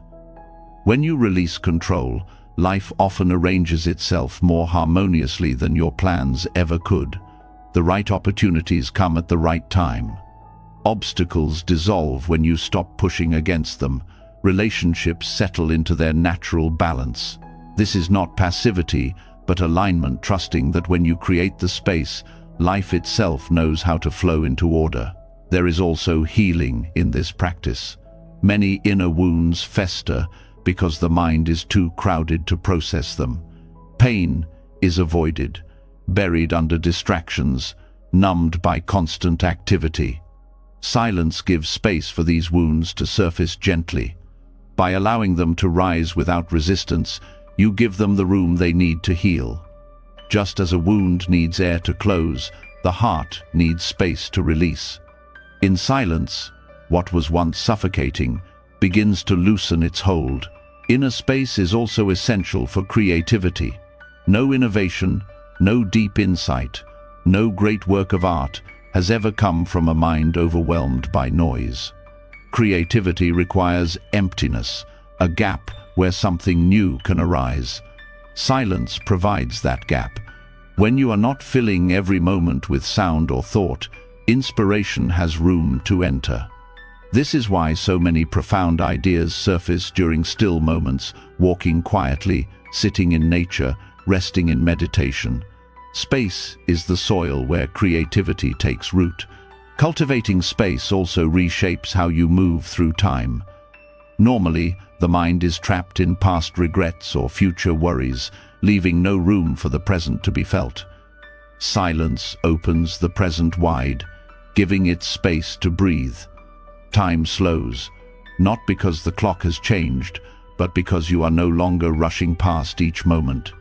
In this spaciousness, even ordinary activities, breathing, walking, sipping tea, take on a depth you never noticed before. In Zen, there is an understanding that spaciousness is the natural state of mind. The noise and clutter are temporary disturbances, like clouds covering the sky. When silence clears them away, the vast openness is revealed, not something new, but something that was always there. This realization is liberating. You begin to see that you do not need to manufacture peace. You only need to make room for it to emerge. The practice of silence as space also exposes the futility of control. Life cannot be micromanaged into perfection. The more you try to hold everything tightly, the more fragile it becomes. But when you create space, life has room to adjust itself. Just as water finds its own level when poured into a container, life finds its own balance when given space. Your role is not to force but to allow, not to dominate but to create the conditions for harmony. This openness shifts your sense of identity as well.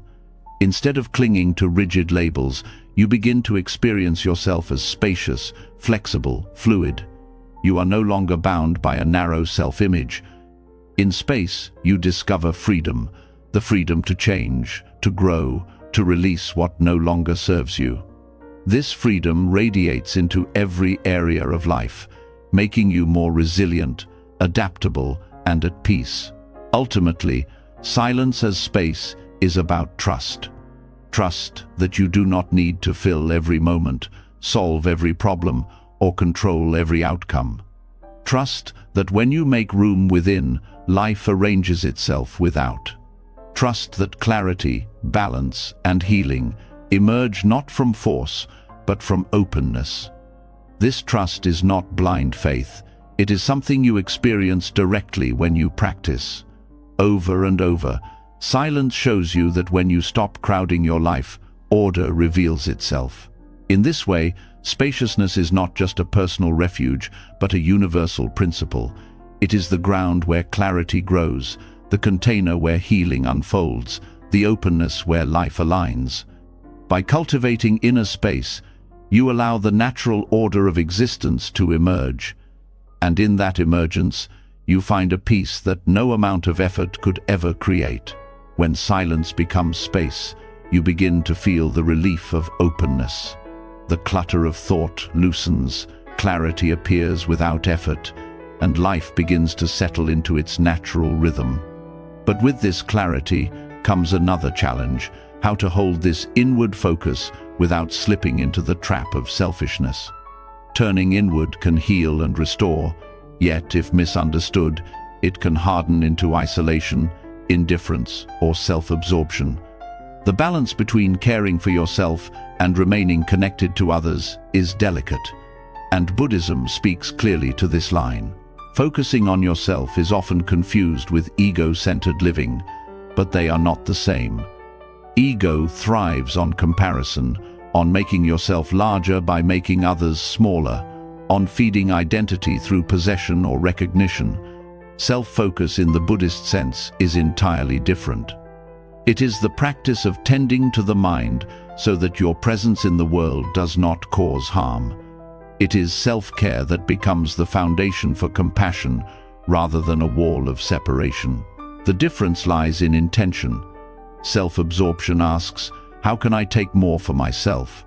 While mindful self-focus asks, how can I understand myself so I cause less suffering? The first narrows the heart. The second opens it. When you sit in silence to calm your own restlessness, you are not retreating from humanity, you are preparing yourself to return with steadiness.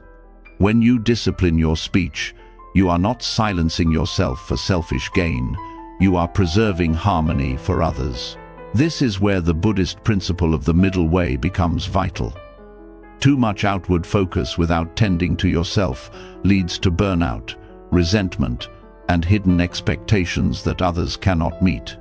Too much inward focus without awareness of others leads to coldness, arrogance, or detachment from reality.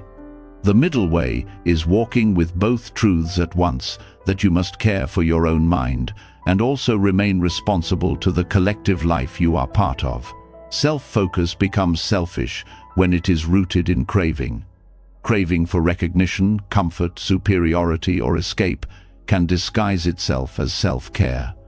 You may call it solitude, but in truth it is avoidance. You may call it discipline, but in truth it is self-centered perfectionism. Silence reveals these hidden motives. When you turn inward, you begin to see whether your focus is cleansing the mind or simply feeding the ego in subtler ways. One of the clearest signs of mindful self-focus is how it affects your relationships. If your inward practice makes you more patient, more compassionate, more available in presence, even if not always in words, then it is aligned with wisdom. If your inward practice makes you dismissive, detached, or indifferent to the struggles of others, then it has drifted into selfishness. Silence and self-reflection are meant to dissolve barriers, not build them higher. The Buddha often used the image of tending a lamp. If the flame is unprotected, it is blown out by the slightest wind. If the lamp is cared for, it not only survives but gives light to others. Self-focus is tending to your flame, ensuring that your energy, clarity, and compassion are strong enough to be shared. But if you tend the flame only to admire its light for yourself, it loses its purpose. The lamp exists to shine outward as well as inward. This teaching also requires honesty about boundaries. There are times when stepping back to focus on yourself is the most compassionate choice you can make. If your words would come from anger, silence spares others from harm. If your energy is exhausted, rest prevents resentment later. This is not selfishness but wisdom, knowing that care for the self is also care for the whole. The line is crossed only when self-focus becomes indulgence at the expense of others. Another way Buddhism draws this line is through the understanding of interdependence. You are not a separate self existing in isolation. Your state of mind influences everyone you meet, and their state of mind influences you. To focus on yourself is, in truth, to influence the collective. The health of one drop affects the health of the ocean. Self-care and compassion are not two paths but one, when viewed from the lens of interconnection. The danger of selfishness arises when you forget this truth and treat your inner work as if it exists only for you. A monk who meditates solely to escape the world misses the point of practice. A layperson who pursues self-care only for personal comfort misses the depth of its purpose. The real fruit of inner work is how it ripples outward. You practice to lighten your own suffering, yes, but also to avoid adding suffering to the world. This is compassion expressed through responsibility. Self-focus without selfishness also requires humility. The more you tend to your mind, the more you realize how fragile it can be, how often it is clouded by delusion, how easily it drifts into craving. This humility prevents your practice from becoming pride. You no longer see yourself as above others because you meditate or cultivate silence. Instead, you recognize the shared struggle of every human being trying to find peace. Your inward work deepens empathy rather than superiority. This humility is reinforced through the practice of right intention. Before turning inward, you ask, what is the purpose of this act? If it is to avoid, to escape, or to inflate the self, then it leads toward selfishness. If it is to clarify the mind, to dissolve restlessness, to strengthen compassion, then it leads toward liberation. Silence becomes a mirror that shows you which path you are walking. The paradox is that true self-focus often leads to forgetting the self. The more you tend to your mind, the more you see that the rigid I is an illusion. You begin to act less from ego and more from awareness. In this way, self-focus that begins as personal healing naturally dissolves into care for the world. You do not have to force compassion. It arises when the barriers of ego are softened. The modern world often mislabels self-absorption as empowerment. It tells you to prioritize yourself, but often in ways that encourage indulgence, comparison, or superiority. Buddhism corrects this misunderstanding. Empowerment comes not from inflating the self, but from seeing through it.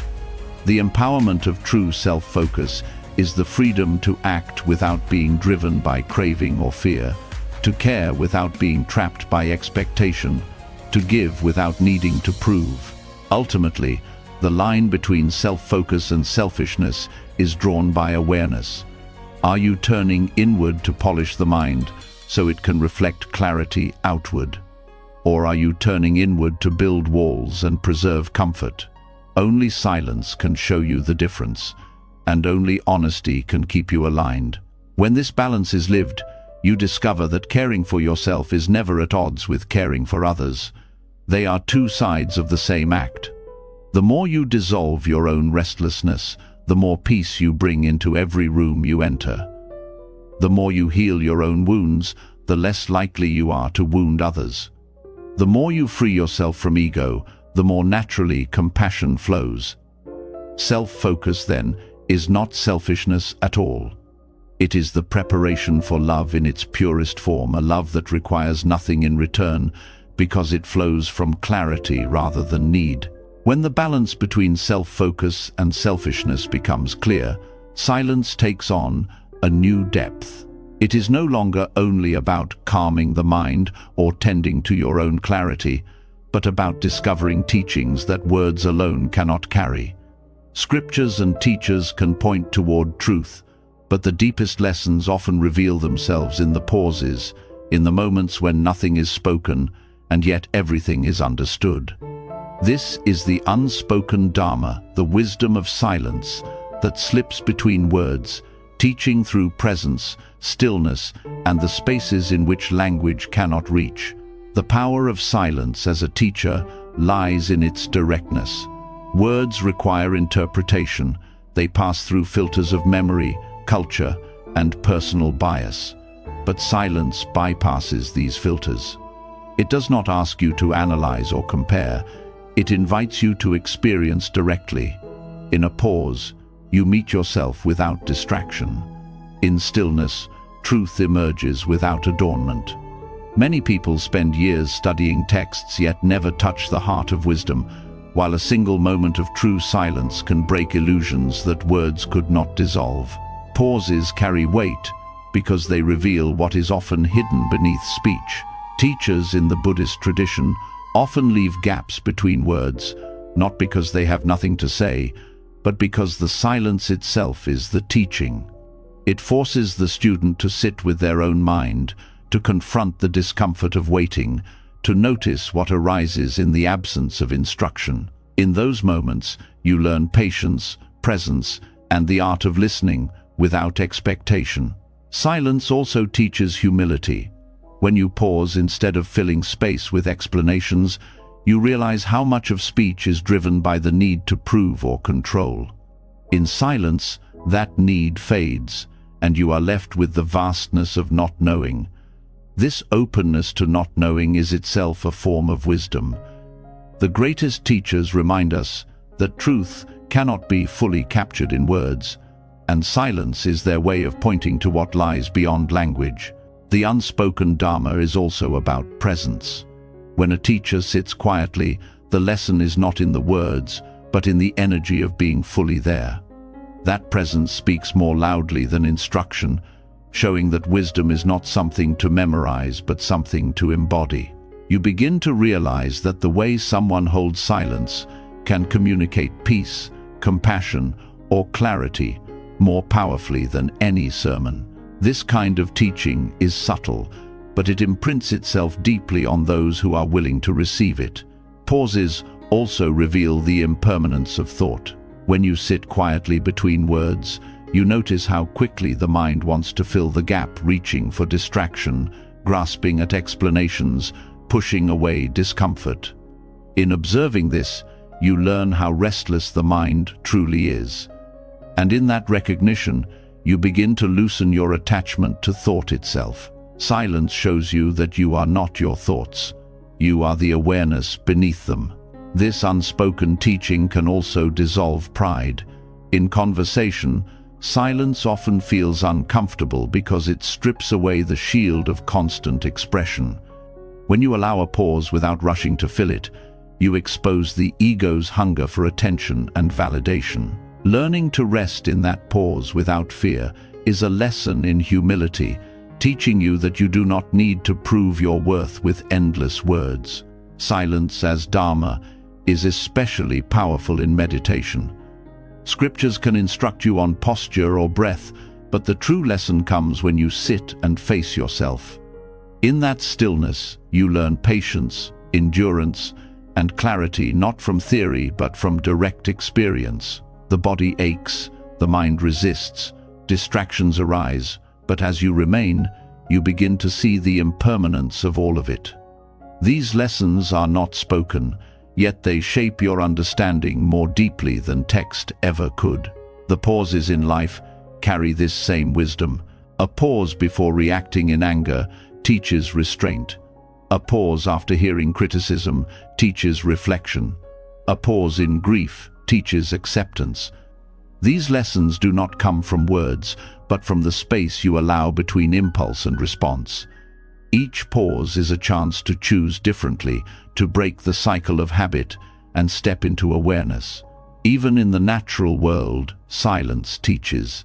The stillness of a forest, the quiet before dawn, the pause between waves, all carry a depth that no scripture can reproduce. To sit in nature's silence is to be reminded that wisdom is not confined to books or temples. It is woven into existence itself, waiting in the spaces where noise does not dominate.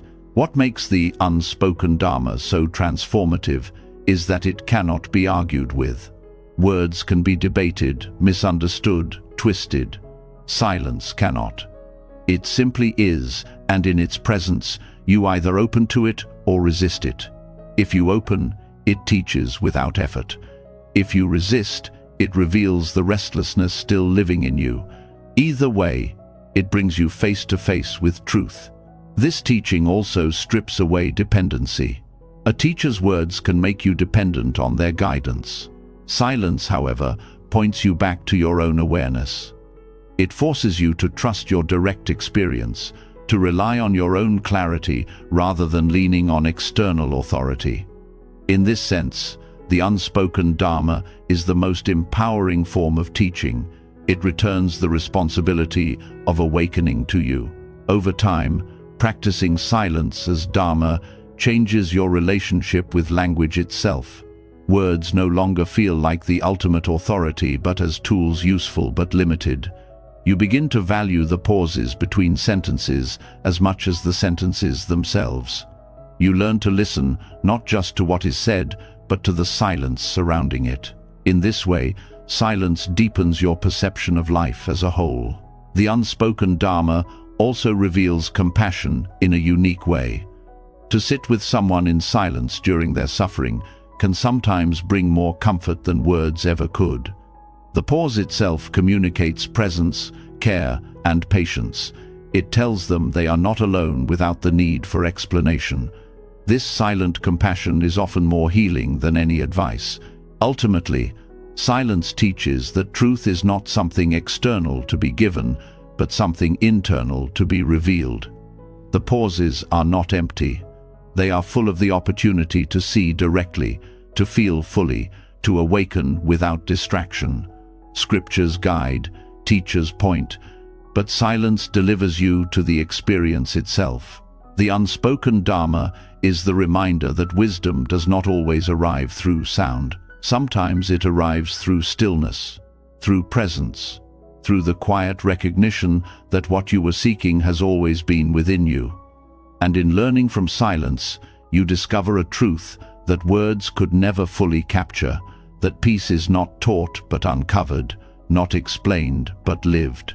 When silence begins to reveal lessons that words cannot, you understand that wisdom does not always come through instruction, but often through restraint, through what is not said, through the space left open for discovery. This understanding naturally unfolds into the next dimension of silence, how it can shape relationships. Silence is not only a path inward, it is also a way of loving others without controlling them. This form of love is subtle and rare. It is not about giving advice at every turn or fixing others' lives, but about stepping back inwardly and letting them walk their own path. Silent detachment becomes a higher form of compassion because it honors the freedom of another soul to learn in their own time, without interference. To love silently in this way requires a deep trust. Most of the suffering in relationships comes not from lack of care, but from the urge to control, wanting others to think like us, act like us, make choices that match our vision of what is right. Even when the motive is love, control creates tension. The more tightly you hold someone, the less space they have to grow. Silent detachment dissolves this tension. It says, "I care for you enough to let you live your own journey." This does not mean cold withdrawal. Detachment in Buddhism is not indifference, it is freedom from clinging. When you cling to outcomes for others, you love them conditionally. You are only at peace if they behave as you want. True love lets go of those conditions. It supports without demanding, encourages without controlling, stands near without suffocating. In silence, you learn that this kind of love is not passive, it is active, respect for the other's autonomy. Silent detachment also heals the subtle wounds of pride. Often, when you try to direct others, it is not only for their benefit, but also to satisfy your own sense of importance. You want to feel needed, to feel wise, to feel in control. In silence, these hidden motives surface. By restraining the urge to always intervene, you humble yourself and give others the dignity of walking their own path. This humility is itself a form of love.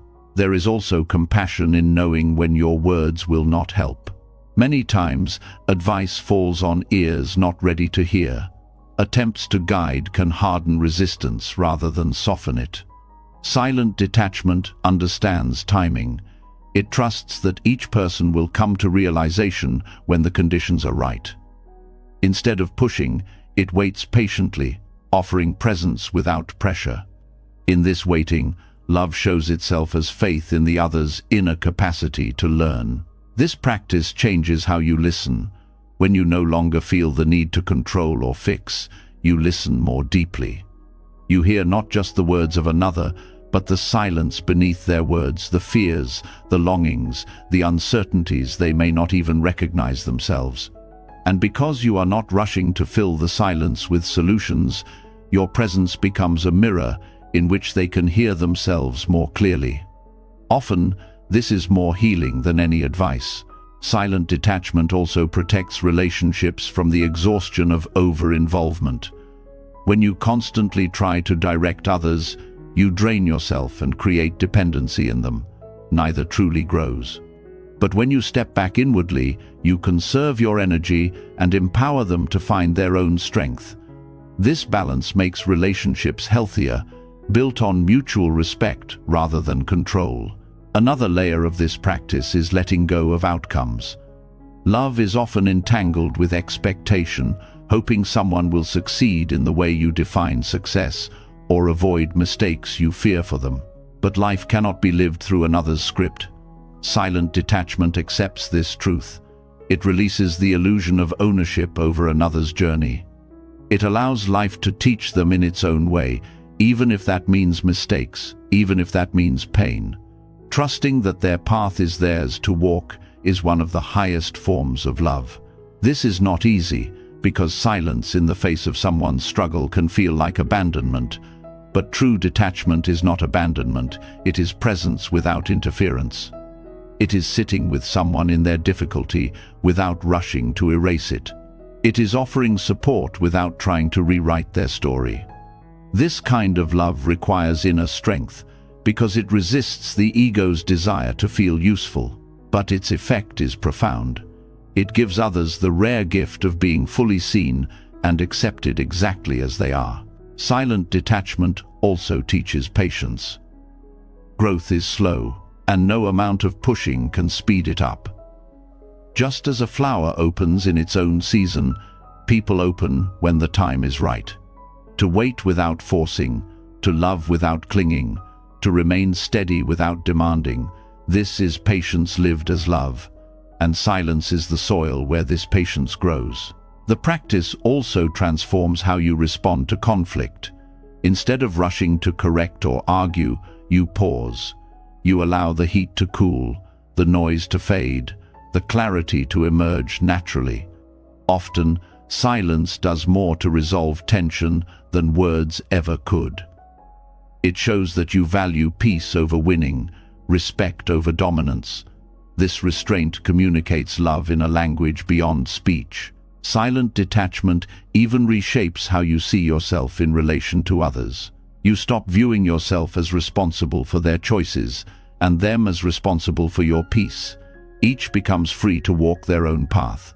Love remains, but it is no longer tangled with control. This mutual freedom strengthens bonds because love that is freely given, not demanded, is the most enduring. In Buddhism, compassion is not about fixing the world according to your preferences, but about alleviating suffering through understanding. Silent detachment is this compassion in action. It understands that people often need space to face their own causes and conditions. By stepping back inwardly, you allow life itself to be their teacher. Your role is not to shield them from every lesson, but to be steady when they need support. Over time, this practice deepens your own peace. The less you cling to controlling others, the lighter your heart becomes. You no longer carry the weight of trying to manage lives that were never yours to manage. You no longer exhaust yourself by pushing against the natural flow of another's journey.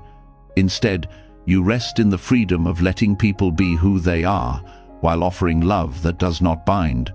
And this love, silent and detached, is perhaps the most powerful of all, because it does not impose, it allows.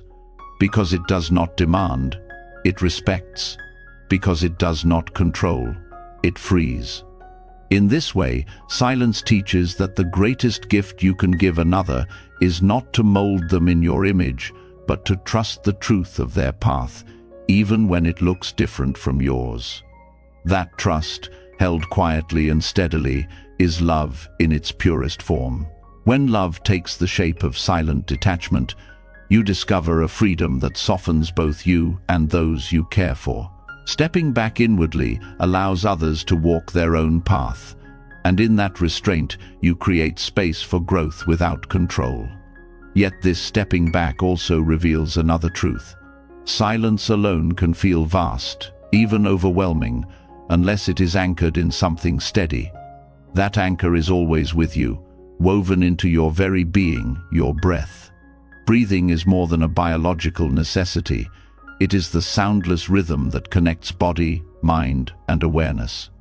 To notice it, to engage with it consciously, is to find the bridge between silence and self-awareness. Breathing is the most immediate teacher